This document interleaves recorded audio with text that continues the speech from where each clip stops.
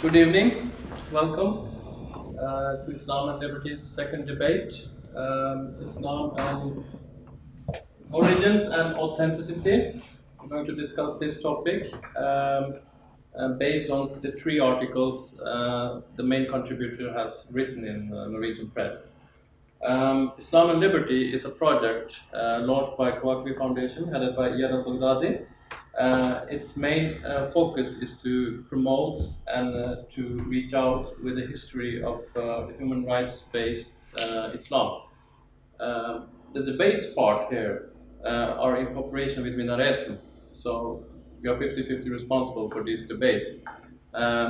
Just a short bit about Minareten. It's a think tank with three main goals. We want to promote critical thinking. We want to uplift new voices into the wider society, and we want to show the wider society the diversity within Muslim community. And we feel that through these debates, amongst other things, we can do that. This debate of today is going to take up some important questions. I have written them down. What is authentic Islam? We are quite often confronted with that. What is true Islam? And how has Islamic orthodoxy shaped or been shaped by history and politics? Other questions are, how has Islam dealt with the global paradigm shift that have occurred over the last couple of centuries? Iyad is going to speak about it, and we're going to confront him on these things. And at last, how will it deal with the next or current paradigm shift? We will find more answers later on. So without further ado, Iyad, could you have your keynote? Yeah.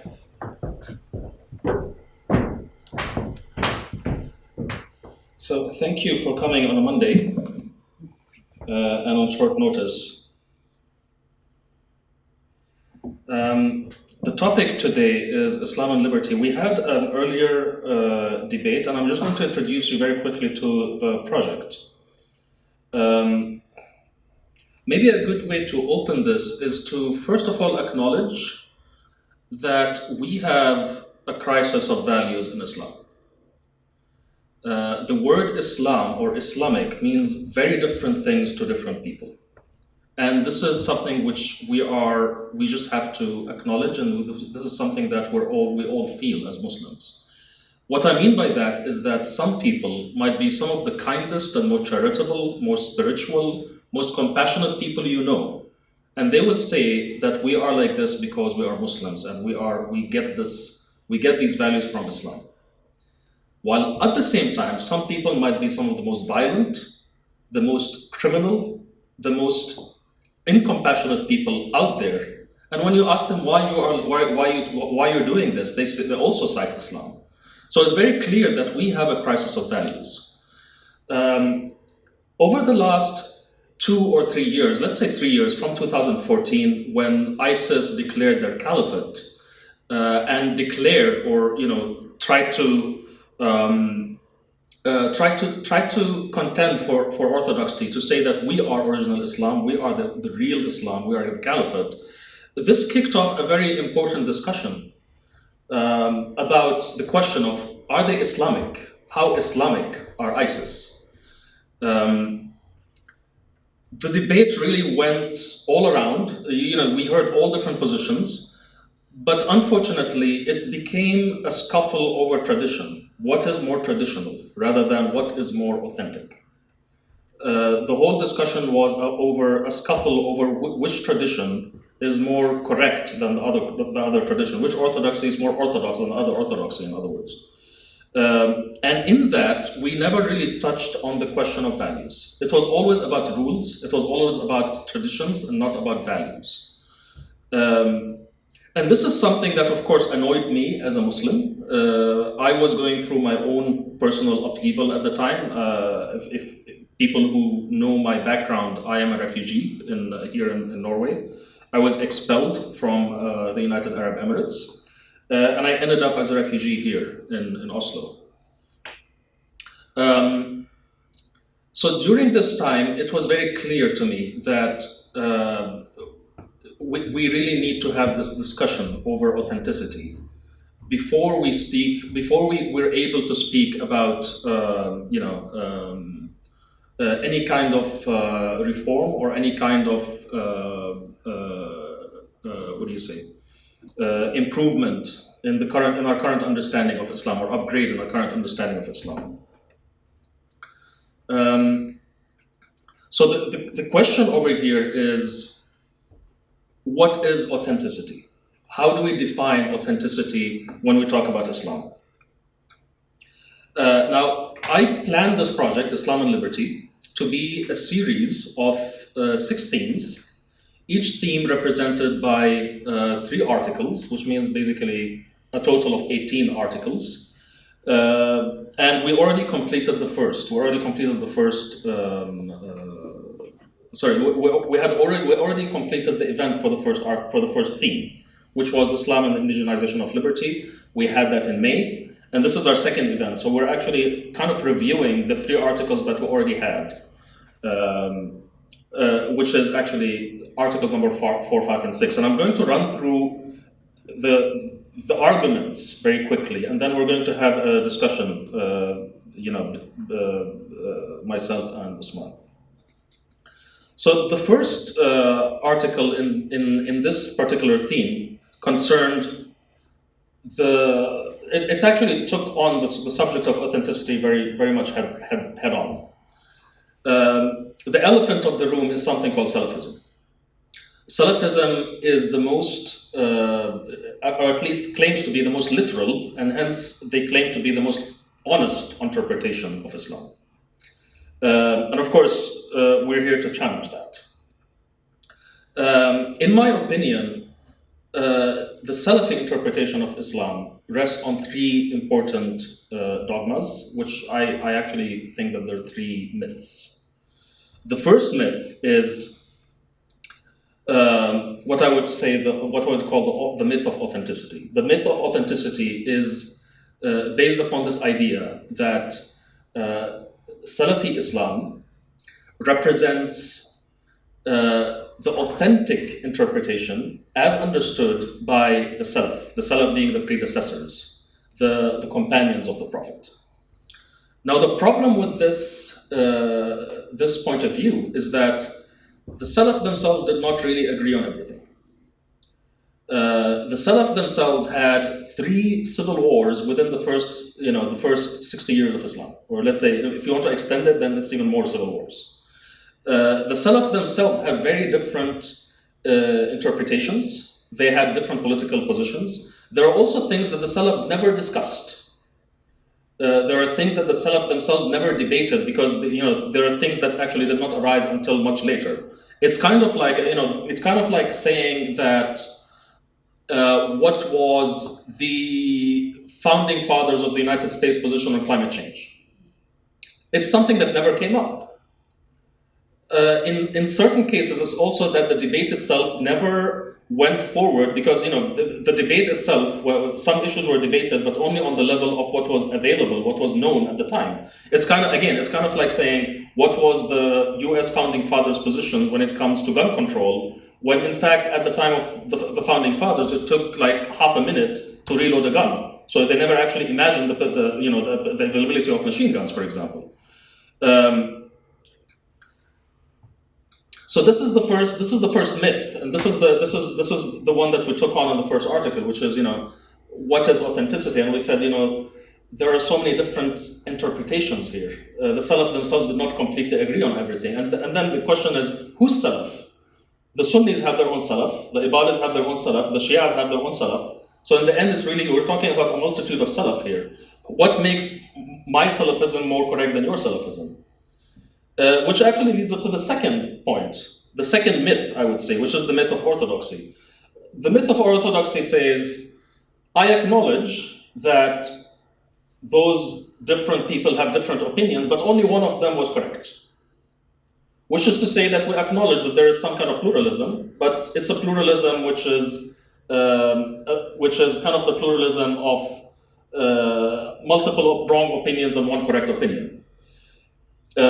People who promote this often refer to a well-known hadith, which is called Hadith al-Iftiraq, which says that Muslims are going to divide into 72 sects, and only one of those sects is going to be correct.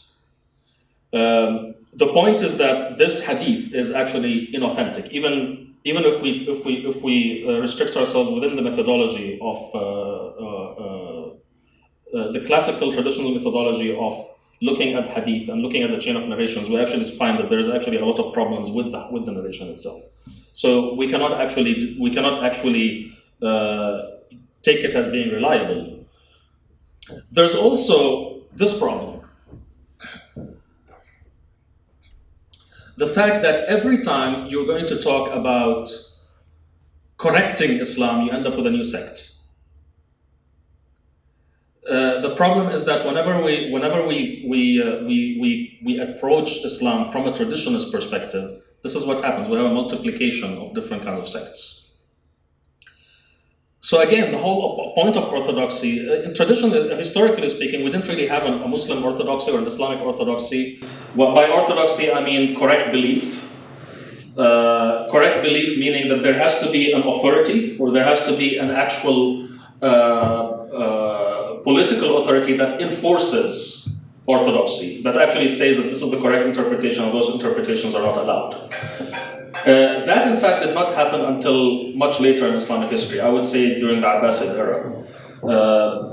Three things seem to have arisen at the same time. We had the rise of the aqaid, or the creeds, the rise of orthodoxy, and at the same time the rise of theocracy, which is around the Abbasid era. We can discuss this in the forthcoming discussion.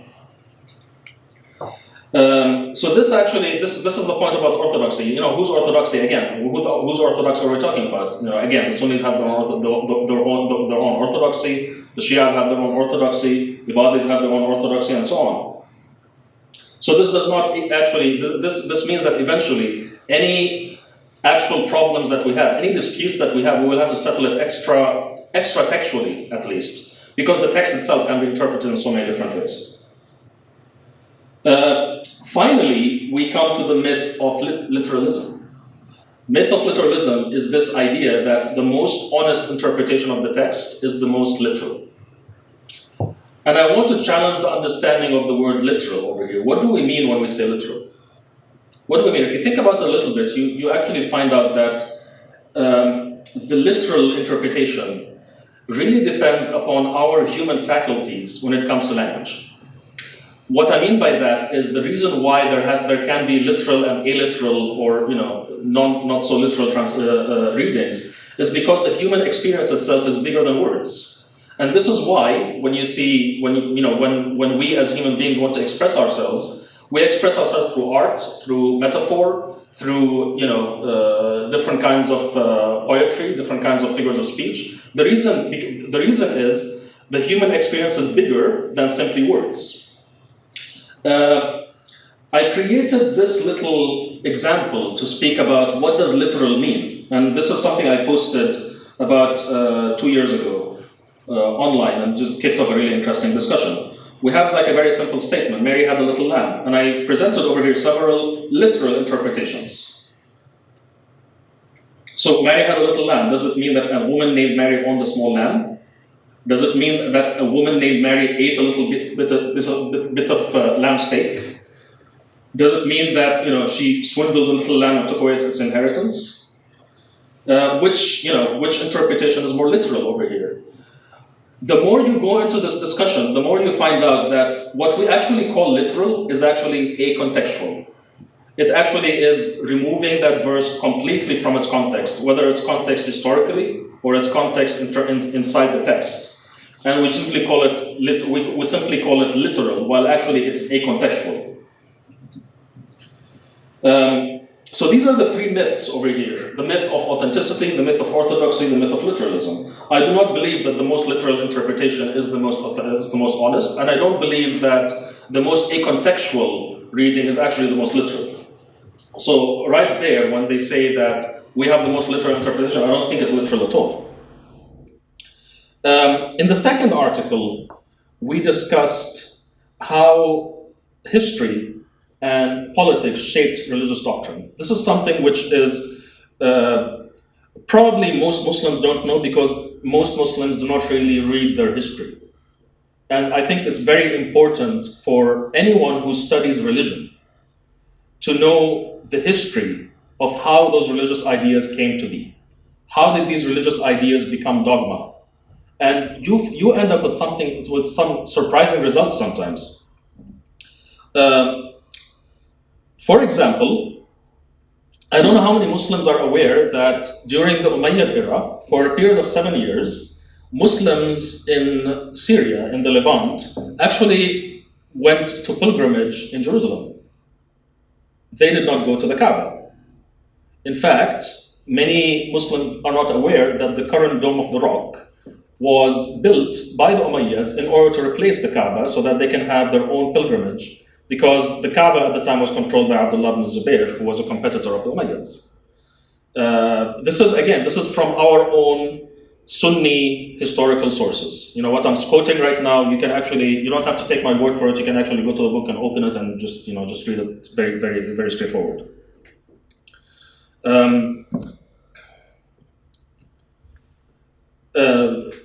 In fact, political establishments have a lot of say about what is or is not acceptable belief.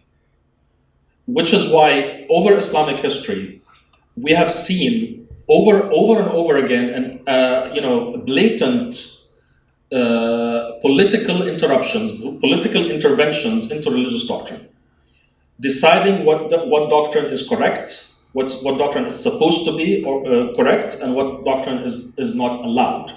And this happened over and over again. I can actually clump it into, when I speak to this, when I speak about this, sometimes I call it counter-revolutions. I look at Islam as a social revolution.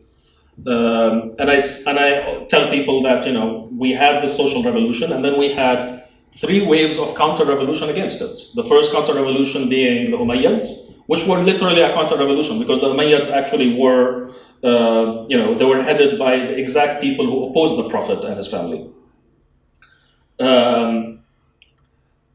A lot of the things that we today ascribe as Islamic actually arose during that time as tyrants intervening into religion and deciding what we can believe and what we cannot, killing people who, for example, do not agree. In another wave during the Abbasid era, we had another wave where, again, the Abbasids were very interested in using religious legitimacy to shore up their rule, and actually it worked very well. The Umayyads never had religious legitimacy, and they ruled for 92 years, I think. The Abbasids managed to get religious legitimacy, and they ruled for nearly 500 years, so it worked. Of course, they ruled in one way or the other, because at some point, they did not have direct rule at certain points. In a way, I think that we are living through another counter-revolution over here, another attempt to redefine what Islam means. Some people might call this, the current revolution being the rise of Salafism, but I think it's bigger than that. I think what we're looking at is really a paradigm shift. The world is being organized, or the world has been organized into the 20th century into nation states, rather than, before that it was empires, and now basically we have a nation state model. And the nation state model itself, the rise of the nation state model, was disastrous for the middle of the Middle East. Basically, the Middle East itself was really this region of the world that was very integrated, and suddenly you had the rise of borders and basically people being separated. Sometimes I try to explain this to some people by saying, imagine if tomorrow you wake up in the United States, the 50 United States have completely broken up into their own, each of them is its own state. And each of them is ruled, surprised by a military dictatorship. What's going to be the economic impact? What's going to be the social impact? What's going to be the political impact? And how many wars are you going to see? On the one hand, you had the current governments of the Middle East, the rising, basically that center. These are the places that used to be the center of Islam. These are the places that used to be the cultural centers of Islam, of the Islamic civilization. And suddenly they were not doing their job. They were not creating any kind of new intellectual. There was no intellectual output. At the same time, you had Islamism trying to fit Islam into a nation-state model. I think this is really the the essence of Islamism, trying to retrofit Islam into something that it's not, which is a nationalism, a form of nationalism. So that was our second article. Our second article was talking about this, talking about how political doctrine was shaped by history.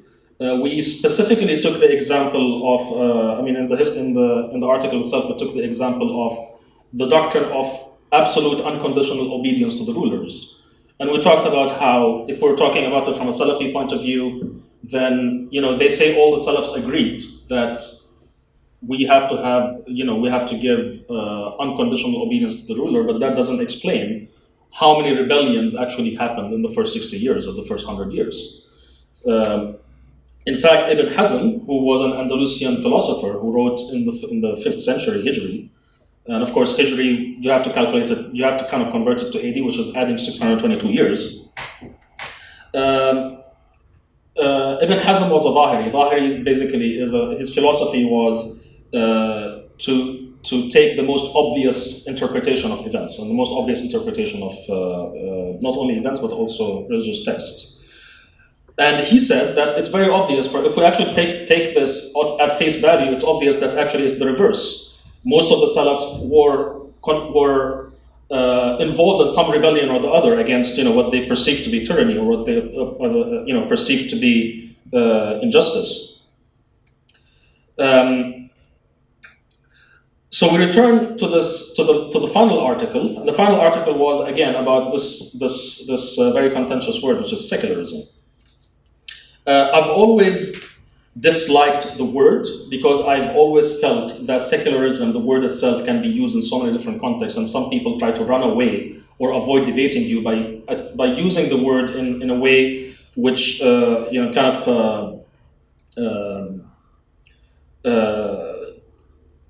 which kind of changes the subject of the debate. So suffice it to say that today, what we're really saying, that liberal secularism, or what the European understanding of secularism, is really about separating the religious establishment from the state, which is to say that nobody controls the religious establishment. The religious establishment is independent. Unfortunately, in many cases, in many Muslim countries, the understanding of secularism here is rather that the state controls religion, which is to say that the state decides that this is another thing that we can use in order to maintain more control. I really think that when we're discussing these topics, it's better to just really define our terms. It's not to say that we're opposed to the concept of liberal secularism, but rather to say that I think we really need to define our terms, and we need to actually not be fooled when a dictator says, "I'm secular." Bashar was secular. Bashar is secular. Ben Ali said he was secular. So this doesn't really mean a lot when it comes to democracy and human rights and having any kind of liberal credentials. Anyway, I think I'll stop here, and we'll have a few questions and answers.